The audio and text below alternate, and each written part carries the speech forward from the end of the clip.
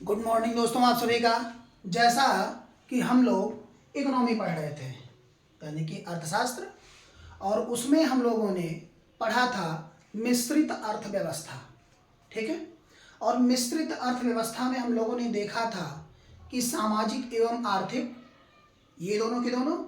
उसके बाद आज हम जो पढ़ने वाले हैं वो है वैश्विक संबंधों के आधार पर अर्थव्यवस्था। ठीक है। कितने भागों में बांटा गया है, या उनकी प्रक्रियाएं क्या होती हैं, या उसके अंतर्गत कौन कौन सी अर्थव्यवस्था को रखा गया है, इसके बारे में आज हम बातें करेंगे। ठीक है। वैश्विक संबंधों के आधार पर आज हम इनमें बातें करेंगे। जैसा कि हम पढ़ रहे हैं अर्थशास्त्र,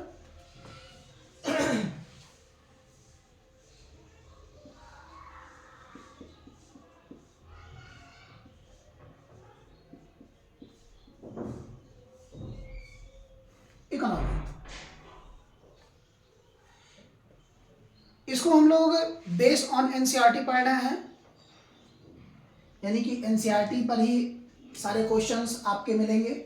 और जितने भी यूपीएससी के स्टूडेंट्स हैं या पीसीएस के या आरओ के स्टूडेंट हैं, ये इनमें क्या है, ये कॉमन आप लोगों को फैक्टर के रूप में मिलेगा। जैसा कि एनसीईआरटी बहुत लोगों को मिल भी नहीं रहा होगा पढ़ने के लिए, तो इस वजह से ये आपके लिए बेस्ट दिन होगा। ठीक है। तो जो हम आज पढ़ने वाले हैं वो है वैश्विक संबंधों के आधार पर।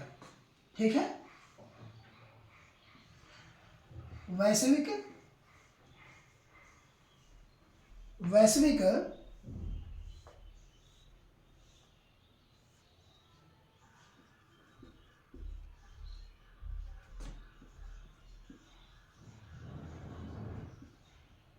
संबंधों के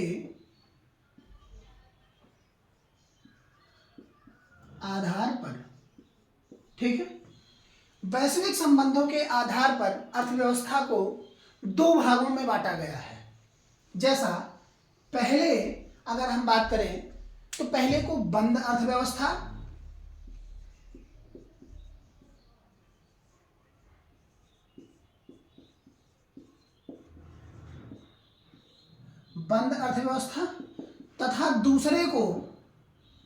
तथा दूसरे को खुली अर्थव्यवस्था कहा गया है। खुली अर्थव्यवस्था कहा गया है। ठीक है। ये आपके दो प्रकार के अर्थव्यवस्थाओं को वैश्विक संबंधों के आधार की अर्थव्यवस्था में रखा गया है। ठीक है। यहां तक आप लोगों को क्लियर हो गया होगा। अब इसके आगे हम चलते हैं। जैसे बंद अर्थव्यवस्था से तात्पर्य क्या है, कोई लोग बताएंगे? जैसा अभी हम कहें कि हम देख लेते हैं खुद से कि बंद अर्थव्यवस्था होती क्या है। अब जैसे बंद अर्थव्यवस्था में हम क्या देखेंगे कि इसमें किसी भी प्रकार के बाहरी अर्थव्यवस्था का कोई लेन देन नहीं होगा। यानी कि अगर हम बात करें आयात एवं निर्यात पर, आयात तथा निर्यात, ठीक है, तो ये दोनों क्या होंगे? शून्य होंगे। क्यों शून्य होंगे? क्योंकि बाहरी दुनिया से जब उनका लेना देना नहीं है, यानी कि ना तो इसमें खरीदारी हो रही है ना तो बिक्री हो रही है, तो ये कैसी क्या है? यानी कि एक जगह अपने में सीमित है, बाहर से कोई लेना देना नहीं है किसी भी प्रकार का। यानी कि इनकी भी बाह्य गतिविधियां क्या हैं? बाह्य गतिविधियां शून्य है। बाह्य गतिविधियां क्या है? शून्य है। ऐसे अर्थव्यवस्था को हम बंद अर्थव्यवस्था के अंतर्गत रखते हैं। आयात निर्यात क्या होगा? नहीं होगा, नहीं होगा। आयात निर्यात नहीं होगा। बाह्य गतिविधियां शून्य होंगी, यानी कि अपने में ही वो सिमट करके रह जाएंगे। ठीक है। तो ऐसी अर्थव्यवस्था को हम क्या कहते हैं? बंद अर्थव्यवस्था। अब इसके अंतर्गत रखा किस हो गया है? उत्तर कोरिया को। उत्तर कोरिया को रखा गया है। उत्तर कोरिया में किसी प्रकार के आयात निर्यात तथा बाह्य लेन देन नहीं होते, जो कि शून्य है। इस कारण से उत्तर कोरिया को बंद अर्थव्यवस्था के अंतर्गत रखा गया है। क्लियर हो गया आप लोगों का? अब हम आते हैं किसमें? खुली अर्थव्यवस्था में। जैसे खुली अर्थव्यवस्था से तात्पर्य क्या होगा? अब जैसे उसमें आयात और निर्यात क्या था? बंद था। अब इसमें आयात और निर्यात क्या होगा? चालू होगा। ठीक है, यानी कि वाह लेन देन क्या होगा? जारी रहेगा। आयात तथा निर्यात, ठीक है, दोनों क्या होंगे? चलेंगे, यानी कि चलायमान होंगे।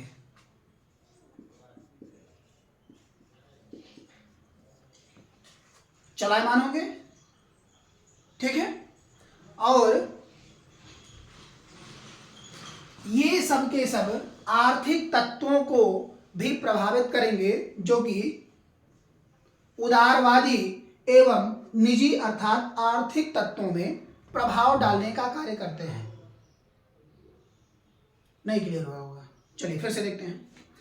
जैसे मैंने कहा आयात और निर्यात चलायमान होंगे, लेकिन क्या पूर्ण चलायमान? नहीं, निम्नतम चलायमान, यानी कि थोड़े बहुत। जैसे कि आज देखा होगा एक परिवार से दूसरे परिवार को ही, तो क्या अगर वो कहेंगे नहीं 10 लाख मुझे उधार दे देंगे? नहीं, कुछ पैसे के रूप में देते हैं। तो जहां थोड़ा यानी कि निम्न हो, पूर्ण रूप में नहीं हो, ऐसे में तो यहां हम इस चीज को देख सकते हैं, यहां हम इस चीज को देख सकते हैं। और इसके अंतर्गत बहुत सारे ऐसे क्षेत्र आते हैं जो खुली अर्थव्यवस्था के उदाहरण हैं। ठीक है, यानी कि आयात और निर्यात चलायमान होगा, न्यूनतम प्रतिबंध होगा, ज्यादा प्रतिबंध नहीं होगा। यानी किसी सामानों को हम निर्यात कर सकते हैं, किसी सामानों को हम आयात कर सकते हैं, लेकिन पूर्ण रूपेण हम आयात और निर्यात नहीं कर सकते हैं। ठीक है, जैसे यहां की हम बात करते हैं। पहला है आपका हांगकांग। हांगकांग, ठीक है, हांगकांग। अगर वहां उत्तर कोरिया है तो यहां क्या होगा? दक्षिण कोरिया। दक्षिण कोरिया, ठीक है। और सिंगापुर, ये गा रहेगा, सिंगापुर होता है, सिंगापुर, ठीक है। तो ये ऐसे क्षेत्र हैं जो खुली अर्थव्यवस्था के अंतर्गत आते हैं। ठीक है, यानी कि इसमें वाह्य लेन देन क्या होगा? वाह्य लेन देन प्रभावित होगा। कैसा होगा? प्रभावित होगा।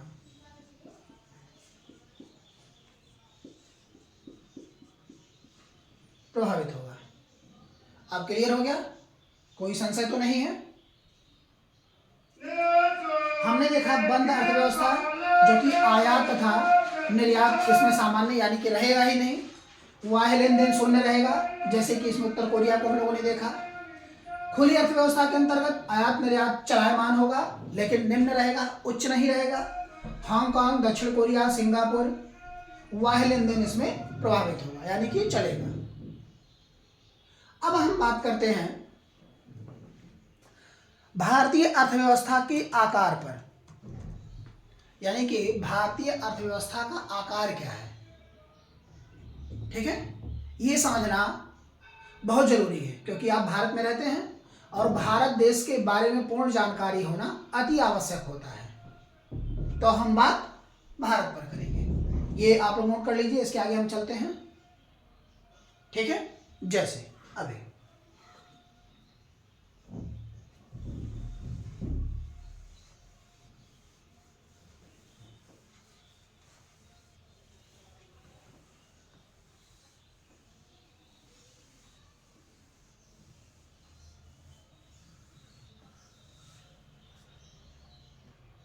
भारतीय अर्थव्यवस्था का आकार।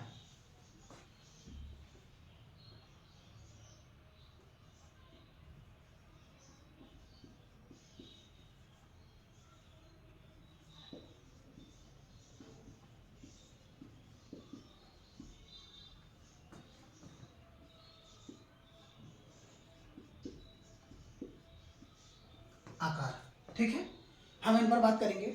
जैसा अभी मैंने कहा कि भारतीय अर्थव्यवस्था आर्थिक संकेतों के आधार पर विश्व की 5वीं सबसे बड़ी अर्थव्यवस्था है। कौन सी? 5वीं सबसे बड़ी अर्थव्यवस्था। किस पर? आर्थिक संकेतों के आधार पर। ये पहला पॉइंट है आपका, जैसे पॉइंट वाइज पढ़ेंगे ज्यादा बेटर देन रहेगा। ठीक है, तो ये है 5वीं सबसे बड़ी अर्थव्यवस्था, सबसे बड़ी अर्थव्यवस्था। लेकिन यह कब आया? 2021 में। 2021 में जब आर्थिक समीक्षा किया गया तो आर्थिक समीक्षा में इसमें पाया गया कि 5वीं यह सबसे बड़ी अर्थव्यवस्था है। ठीक है, लेकिन अगर हम यहीं पर क्रय शक्तिमान की बात करें, अर्थात क्रय शक्तिमान में पीपीपी, इसमें बात करें, यानी कि purchasing power party, purchasing power party, PPP, यानी कि क्रय शक्ति क्षमता। चलिए इसको हम लिख दे रहे हैं, नहीं तो क्लियर नहीं होगा। क्रय शक्ति क्षमता। ठीक है, इस पर क्रय शक्ति क्षमता के आधार पर, क्रय शक्ति क्षमता के आधार पर भारतीय अर्थव्यवस्था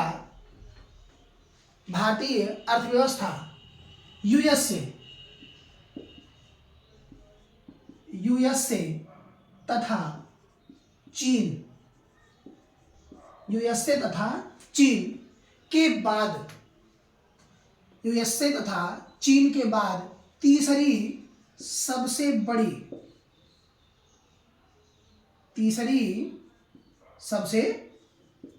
बड़ी अर्थव्यवस्था है।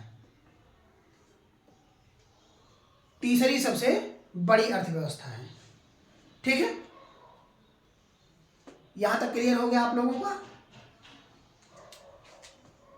तीसरी सबसे बड़ी अर्थव्यवस्था।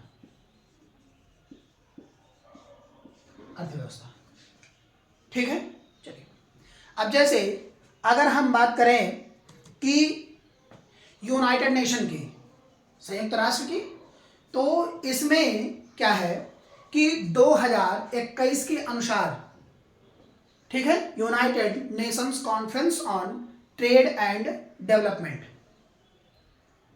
UNCTAD,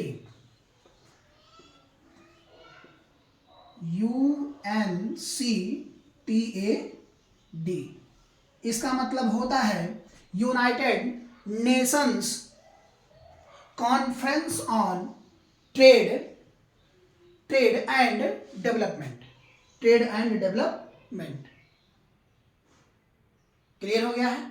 ठीक है, तो भारत जब 2021 का रिपोर्ट लगा इस पर, इसके अनुसार, किसका?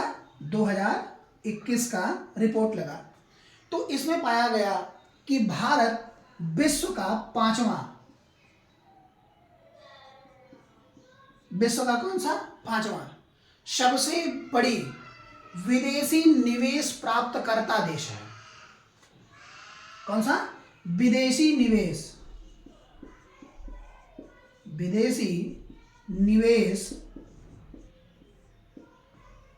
प्राप्तकर्ता देश है।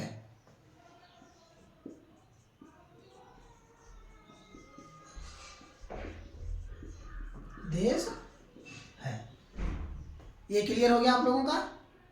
किसमें? United Nations conference trade and development, इसके अनुसार 2021 की जब रिपोर्ट लगी तो 5वां विदेशी निवेश प्राप्तकर्ता देश, जो कि 2020 के बाद, किसके? 2020 के बाद। ठीक है, इसमें जो डेवलपमेंट हुआ वो डॉलर में 64 बिलियन का निवेश हुआ। कितना? 64 बिलियन का निवेश हुआ, जो कि तत्काल यानी कि 2020 के पहले से 27% निवेश इसमें ज्यादा है, जो निवेश किया गया तत्काल में, सॉरी 2019 की तुलना में। ठीक है, 2019 की तुलना में ये कितना ज्यादा है? 27%। यहां तक क्लियर हो गया आप लोगों का? अब हम बात करते हैं आगे की तरफ। जैसे ये जो आंकड़े दिए गए हैं, ये तात्कालिक आपके आंकड़े हैं। इनके आधार पर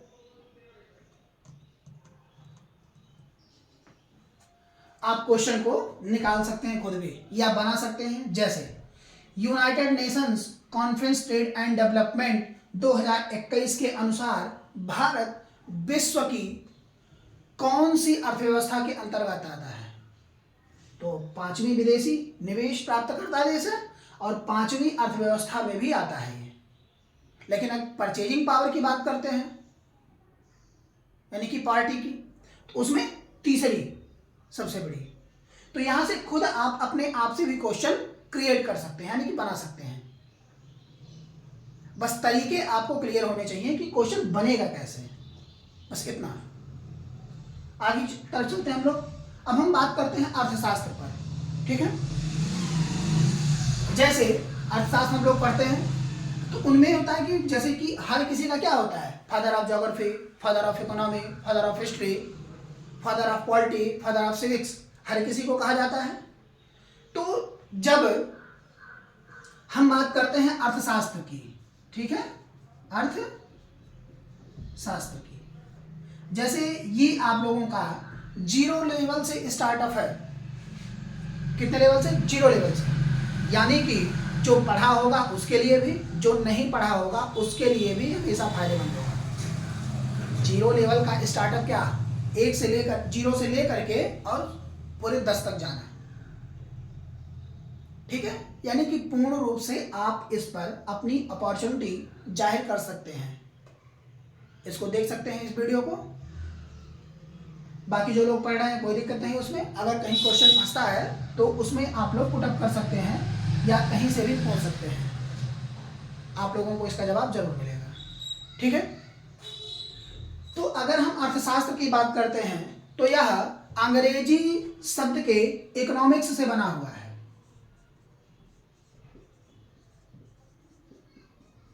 MICS, इकोनॉमिक्स। ठीक है, इसकी अगर हिंदी भाषा के रूपांतरण को देखें, जो कि एक ग्रीक भाषा थी। कैसी भाषा? ग्रीक भाषा, यानी अर्थात ग्रीक लैंग्वेज। तो इसमें इसको ओकोनोमिया कहा गया। क्या कहा गया? ओकोनोमिया,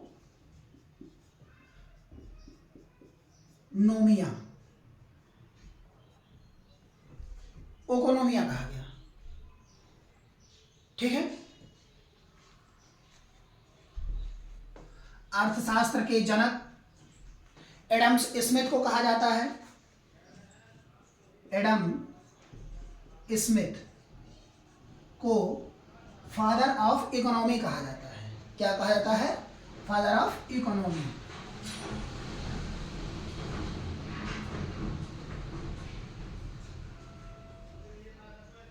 इकोनॉमी, अगर कहीं भी क्वेश्चन पूछा जाता है तो आप लोग इसको बता सकते हैं। ठीक है, जैसे अगर हम बात करें कि अर्थव्यवस्था पढ़ना या अर्थशास्त्र को पढ़ना चालू कब किया गया, तो 19वीं शताब्दी में इसको पढ़ना चालू किया गया। कब? 19वीं शताब्दी में। जैसे अर्थव्यवस्था एक ऐसा विषय है, हम कह सकते हैं इसमें मनुष्य अपने समग्रता का अध्ययन करता है। ठीक है, जैसे धन विभाजन के आधार पर या अपनी इच्छाओं की पूर्ति के लिए भी इसका प्रयोग करता है।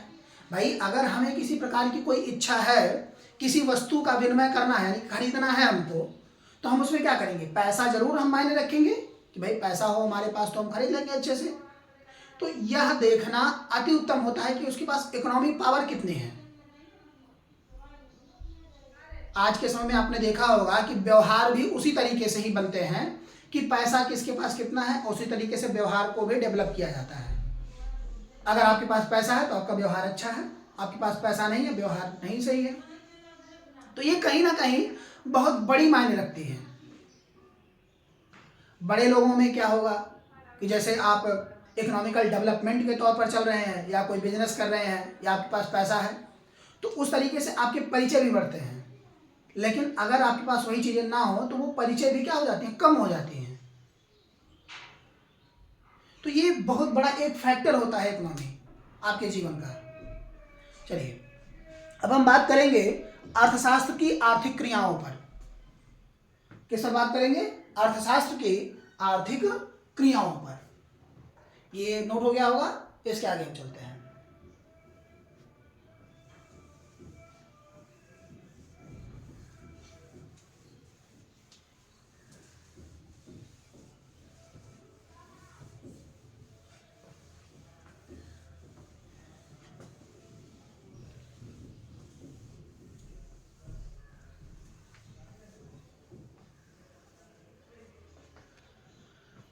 अर्थशास्त्र की क्रियाएं।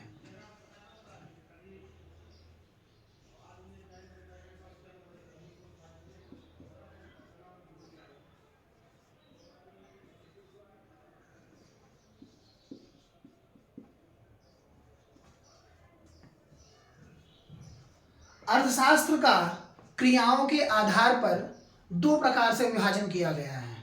ठीक है, क्रियाओं के आधार पर इनको दो तरह से बांटा गया है। और पहला है आर्थिक क्रियाएं।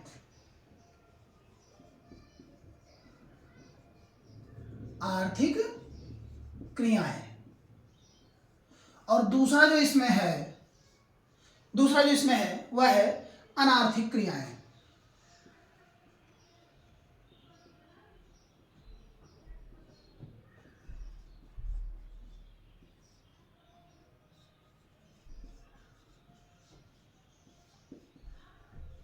अनार्थिक क्रियाएं, ये दो तरह से इनको बांटा गया है। जैसे अगर हम बात करें इसमें कि आर्थिक क्रियाएं क्या होती हैं और अनार्थिक क्रियाएं क्या होती हैं। ठीक है, जैसे अभी हम कहें कि इकोनॉमिक एक्टिविटीज, ठीक है, या नॉन इकोनॉमिक एक्टिविटीज, ये दोनों के इंग्लिश वर्ड हैं। तो आर्थिक क्रियाएं ऐसी क्रियाएं जिनमें व्यक्ति का उद्देश्य ही होता है क्या, धन प्राप्त करना। धन प्राप्त करना ये व्यक्ति का उद्देश्य हो, किसके अंतर्गत, आर्थिक क्रियाओं के अंतर्गत। ठीक है, इसमें हम क्या पाते हैं कि व्यक्ति उन क्रियाओं में संलग्न होता है जहां से उसको पैसे और उसकी आय दोनों बढ़े। पैसे और उसकी आय दोनों बढ़े, यानी कि पैसा कमाएगा, जाहिर सी बात है, अगर धन के लिए जुड़ा हुआ है। लेकिन उसमें क्या हो, उसके पैसे कमाने की क्रियाएं हमेशा क्या हो, डेवलप होती रहे, यानी कि बढ़ती रहें। जैसे अभी हम बात करें, क्लियर नहीं हो रहा होगा, जैसे हम क्या कर रहे हैं, एक अध्यापक है, तो अगर वह शिक्षक है तो अध्यापन का कार्य करेगा, यानी कि वो कमाने के लिए कुछ ना कुछ कर रहा है। तो क्या वो नहीं चाहेगा कि उसकी सैलरी ग्रो हो, बिल्कुल हो, जाहिर सी बात है। अगर वह उसके लिए है तो उसकी आय में क्या हो, आय में हमेशा क्या हो, वृद्धि। आय में क्या हो, वृद्धि, यानी कि आय उसका डेवलपमेंट जरूर हो। ठीक है, तो जो ऐसे चाहते हैं उनको आर्थिक क्रियाओं के अंतर्गत रखा जाता है। और उनमें ऐसे लोग आते हैं, जैसे कि हम बात करते हैं एक चिकित्सक की, उसका कार्य क्या है, चिकित्सक का कार्य, यानी कि हम बात करते हैं क्या, चिकित्सा का कार्य। ठीक है। शिक्षक, शिक्षक का कार्य क्या है? अध्यापन का कार्य।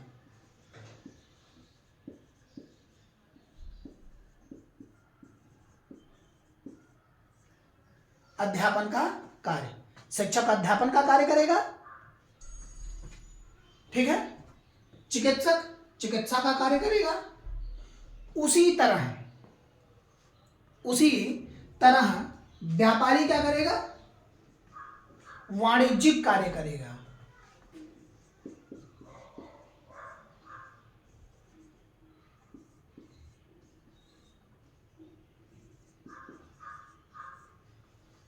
वाणिज्यिक कार्य, ठीक है, वाणिज्यिक कार्य करेगा। तो ये क्लियर हुआ आप लोगों का। तो ऐसे जो है यानी कि चिकित्सक, अध्यापन करने वाला और वाणिज्यिक, इनको आर्थिक क्रियाओं के अंतर्गत रखा गया है। अनार्थिक क्रियाएं, जैसे ऐसी क्रियाएं जिनमें अब क्या प्राप्त नहीं होगा? धन प्राप्त नहीं होगा। इसमें सीधे इसी का उल्टा, इसमें क्या है? धन प्राप्त हो रहा है, आय में वृद्धि हो रही है। इसमें क्या होगा? धन प्राप्त नहीं होगा, धन प्राप्त नहीं होगा, ना ही आर्थिक क्रियाओं की वृद्धि होगी, यानी कि आय में वृद्धि होगी। यानी कि इनके किसी भी प्रकार का उद्देश्य, जैसे धन से संबंधित हो, ऐसे उद्देश्यों की पूर्ति अनार्थिक क्रियाओं के अंतर्गत नहीं हो सकती। और इन क्रियाओं के अंतर्गत हम सिर्फ दो बातों का विशेष ध्यान रखते हैं।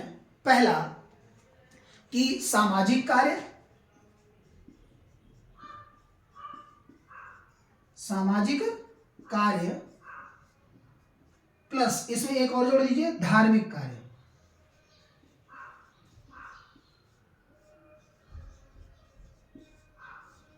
धार्मिक कार्य, ये दोनों ऐसे कार्य हैं कि जिनमें कभी भी पैसे यानी कि धन की प्राप्ति नहीं होती, नाया धन से जुड़े हुए होते हैं। हाँ, इनमें धन लगाना जरूर होता है, पैसा जरूर लगेगा, लेकिन पैसा प्राप्त नहीं होगा। क्लियर हो गया आप लोगों का? इसमें कोई दिक्कत तो नहीं है। अब हम बात करते हैं अर्थशास्त्र की शाखा पर। किस पर? अर्थशास्त्र की क्रियाएं। अब इसी क्रियाओं में हम अर्थशास्त्र की शाखा पर बात करेंगे।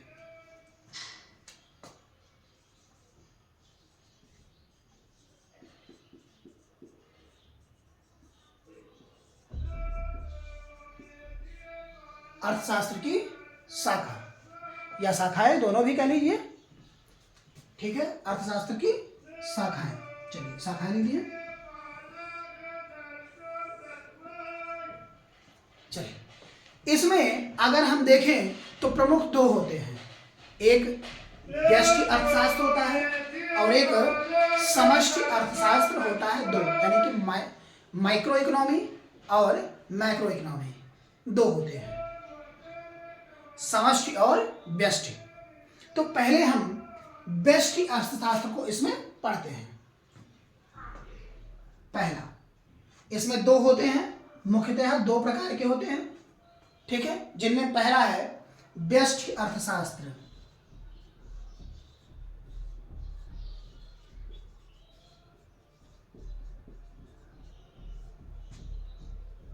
व्यष्टि अर्थशास्त्र, चलिए यहां एक वर्ड आपको मिल रहा है व्यष्टि।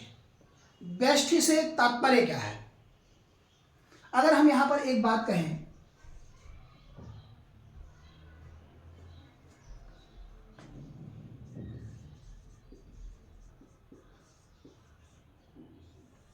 वैयक्तिक, तो वैयक्तिक से आशय क्या?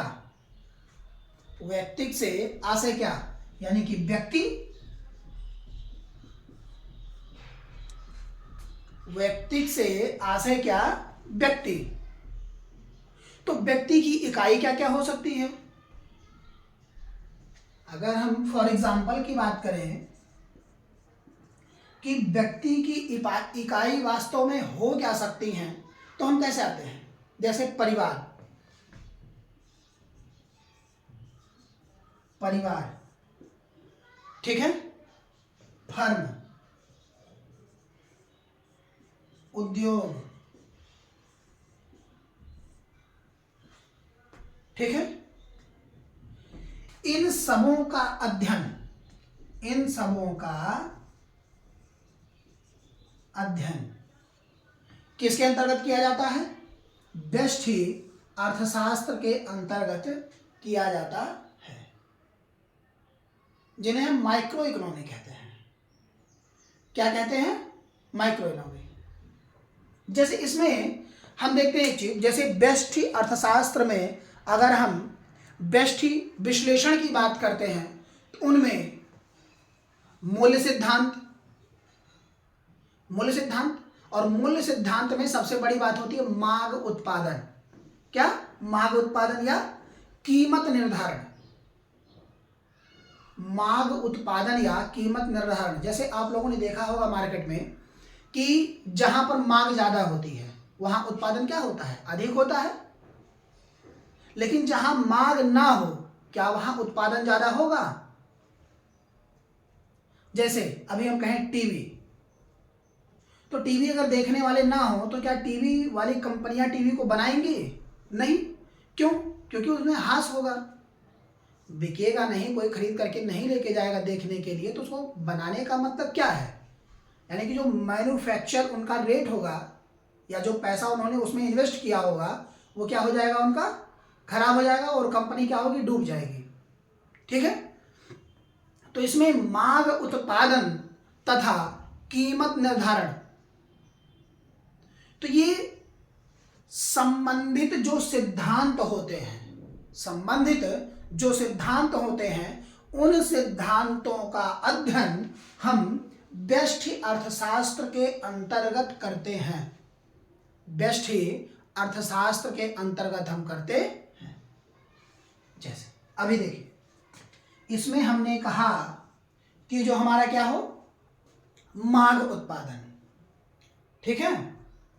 इसमें जैसे हम ये कह सकते हैं कि मूल्य सिद्धांत बराबर, मूल्य सिद्धांत बराबर मांग उत्पादन तथा कीमत निर्धारण। मांग उत्पादन प्लस कीमत, कीमत निर्धारण।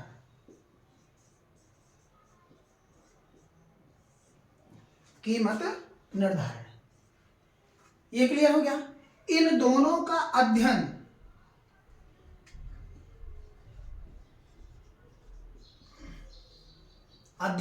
किसके अंतर्गत किया जाता है? व्यष्टि अर्थशास्त्र के अंतर्गत किया जाता है। क्लियर हो रहा आप लोगों का? अभी इसी में जैसे बाजार मांग की हम बात करें, यानी कि बाजार में मांग कितनी है, तो अगर मांग अधिक है तो उसकी आपूर्ति क्या होगी? अधिक होगी।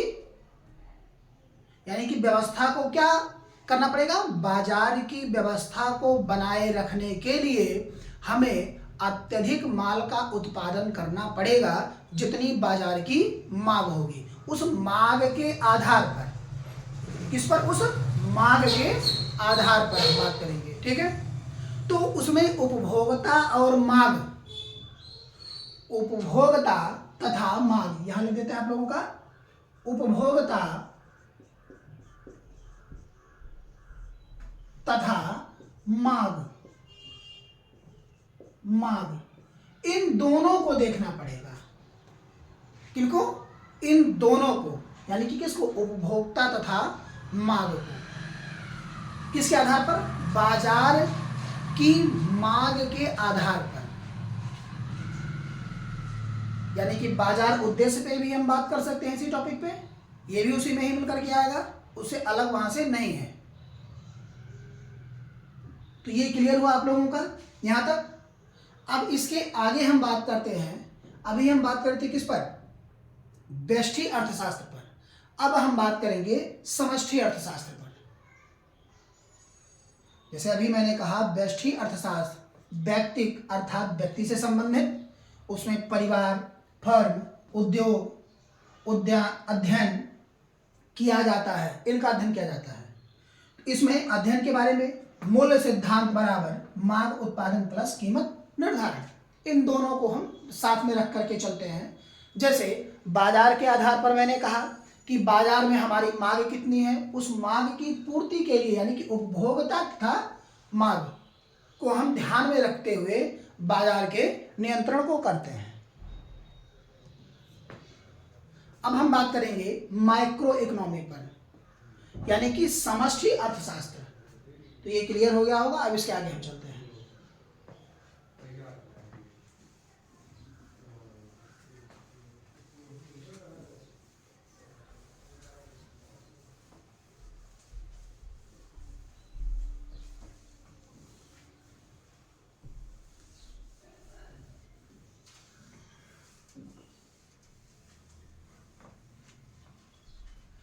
इसके आगे की क्लास को हम कल चर्चा करेंगे, ठीक है।